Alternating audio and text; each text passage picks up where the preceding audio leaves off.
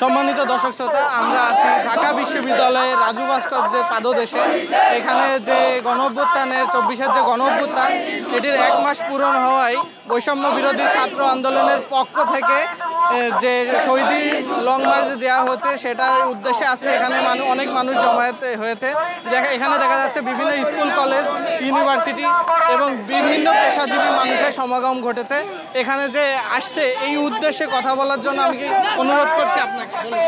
যে আপনারা জানেন যে জুলাইতে আমাদের যে কোটা সংস্কার আন্দোলন শুরু হয়েছে, সেই রেস ধরে রংপুরে যখন আবু সাঈদ বীরত্বের পরিচয় দিয়ে এসে শহীদ হওয়ার মধ্য দিয়ে যে রক্তক্ষয়ী সংঘর্ষ শুরু করে যে স্বৈরাচার হাসিনা সরকার, তারই মধ্য দিয়ে আমাদের শত শত শহীদ ভাইদের রক্তের বিনিময়ে আমরা 5ই আগস্ট যে স্বাধীনতা অর্জন করেছি, যে শহীদের রক্তের উপরে দাঁড়িয়ে আজকের যেই সোনার বাংলাদেশ, যে স্বাধীন বাংলাদেশে এখন আমরা কথা বলছি, সেই শহীদদের স্মরণে আজকে আমাদের এই প্রোগ্রাম। আমরা শহীদ ফর মার্চ, শহীদদের স্মরণে আজকের আমাদের প্রোগ্রাম, যাদের আত্মত্যাগের বিনিময়ে আজকে আমরা 24-এ এসে স্বাধীনতা আরও একবার অর্জন করেছি।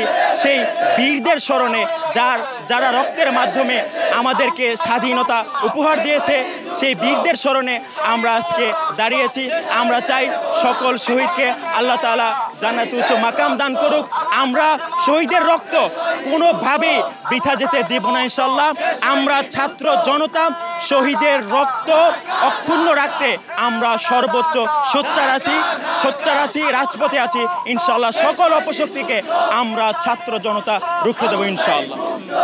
এতক্ষণ আমরা ছিলাম রাজু ভাস্কর্যের সামনে। এখানে দেখছিলেন একজন কথা বলছিলেন যে আজকের বিভিন্ন যে কর্মসূচির যে বিভিন্ন কাজ নিয়ে। আমরা এতক্ষণ ছিলাম রাজু ভাস্কর্যের সামনে। মোহাম্মদ আতিক হাসান, ঢাকা বিশ্ববিদ্যালয় জাগরণী টিভি।